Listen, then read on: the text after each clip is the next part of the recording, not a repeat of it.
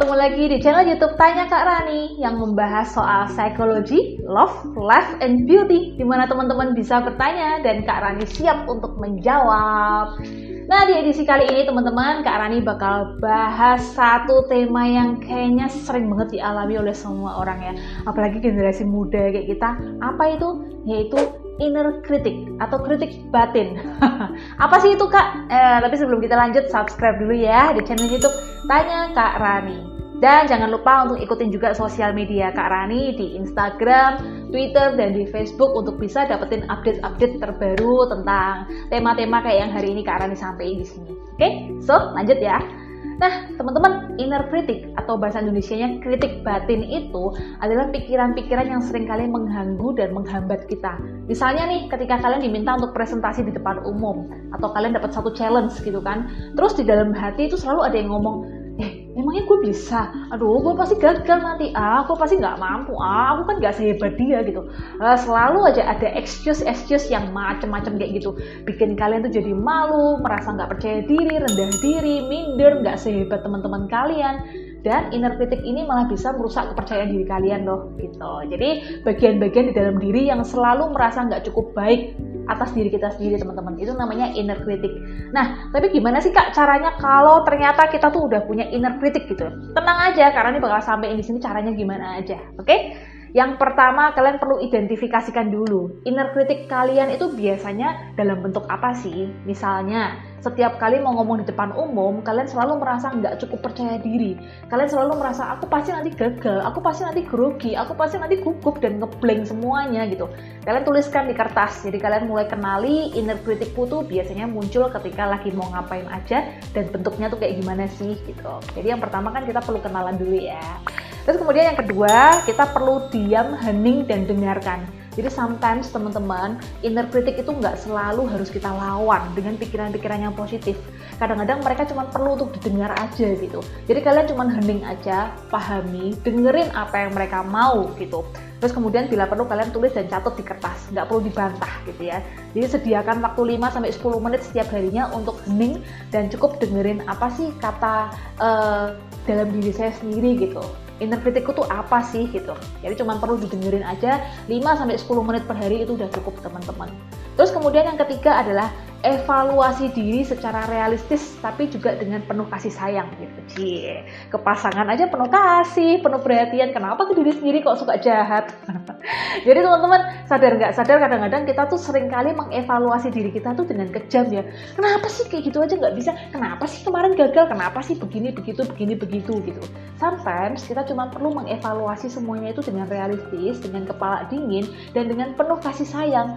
It's okay kok kemarin belum berhasil, it's okay kok kemarin aku belum bagus, besok coba lagi ya sekali lagi. Nah kayak gitu lebih menyenangkan kan. Terus cara yang keempat, tidak selalu bertindak atas arahan inner critic. Oke, inner criticku nggak ingin aku ngomong di depan umum karena aku pasti bakalan ngeblank, aku pasti bakalan grogi, pasti bakalan kacau gitu. Ya, sometimes kita perlu agak-agak mendobrak juga kan gitu. Dari 10 kali kesempatan, coba deh 2 kali, 3 kali, 5 kali, nanti pasti ketagihan. Jadi kalaupun inner critic kalian tuh kayaknya mencegah kalian untuk melakukan sesuatu, coba sekali-sekali lakukan action yang berbeda teman-teman. Siapa tahu dari action itu ternyata kalian hasilnya oke dan kalian berhasil, dan lain kali itu bisa kalian inget-inget gitu, dan akhirnya kita nggak selalu harus dengerin inner critic kita karena ternyata kita udah pernah berhasil loh ngomong di depan umum dan hasilnya oke kok gitu. Selanjutnya adalah tanyakan ulang ke dalam diri. Inner criticku itu sebetulnya membangun aku atau malah menghancurkan aku, dan tujuannya tuh apa sih? Lalu apa aja hal-hal yang udah kalian raih sejauh ini? Coba tanyain ulang ke dalam diri gitu loh. Jadi, ternyata gue tuh punya prestasi yang lumayan juga ya gitu kan. Udah bisa lulus SMA misalnya, lulus sarjana dengan nilai yang oke lah gitu. Dapat kerjaan yang oke juga gitu. Jadi kenapa mesti harus mengkritik diri sendiri terus-menerus gitu. Jadi tanyain ulang ke diri kalian sendiri. Kemudian tips yang keenam adalah ubah persepsi kamu tentang kegagalan teman-teman. Jadi Kak Rani sendiri punya prinsip nggak ada tuh yang namanya kegagalan, yang ada cuma proses belajar aja, belum berhasil aja. Jadi nggak ada orang sukses di dunia ini yang sekali coba langsung berhasil. Mungkin ada sih, tapi 1 juta mungkin belum tentu satu kali ya, yang bener-bener beruntung aja gitu kan. Nah, jadi kalau misalkan kalian masih belum berhasil, ya udahlah coba lagi. Jadi kalau nanti ketika masa kuota proses belajarnya udah habis, otomatis pasti berhasil kok. Yang perlu kalian lakukan adalah coba lagi, coba sekali lagi, dan bangkit lagi gitu. Jadi ubah persepsi kalian, nggak ada namanya kegagalan, yang ada cuma proses yang memang harus aku lalui untuk mencapai keberhasilan. Terus tips yang ketujuh, beraktivitaslah dengan sadar penuh ya teman-teman ya. Karena kadang di masa-masa kita anak muda zaman sekarang, kita selalu bermain dengan sosial media dan lain sebagainya. Bikin kita ketika beraktivitas tuh kayak nggak hati, pikiran ada di sini gitu. Jadi pikiran tuh sering kemana-mana gitu kan, nggak didasari dengan kesadaran penuh gitu. Yuk mulai sekarang kita latih untuk mindful setiap saat. Kalau lagi makan, pikirannya ya dimakan. Lagi kerjain tugas, pikirannya kerjain tugas. Kalau lagi pacaran, ya pikirannya pacaran, jangan ke gebetan yang lain gitu. Jadi biasakan untuk beraktivitas dengan sadar penuh teman-teman.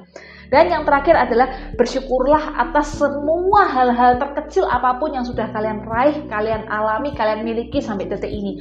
Bahkan hanya bersyukur untuk baju yang kita pakai hari ini, sepatu yang kita pakai, rumah yang kita tempatin, keluarga kita, bersyukur untuk aku masih bisa kuliah sampai hari ini, misalnya kayak gitu. Itu sudah luar biasa banget imbasnya buat diri kalian dan untuk bisa mengatasi si inner critic itu tadi teman-teman.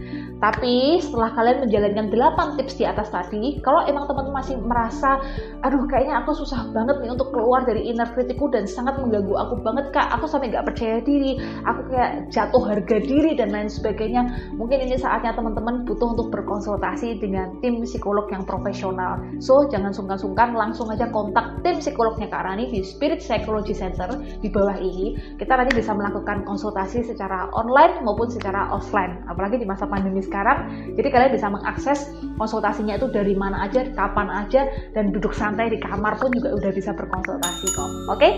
Tapi apapun itu, doanya Kak Rani untuk kalian semua, semoga kita semua selalu sehat, sejahtera, dan bahagia ya teman-teman ya. Keep inspiring and always fill yourself with love and kindness. Bye bye.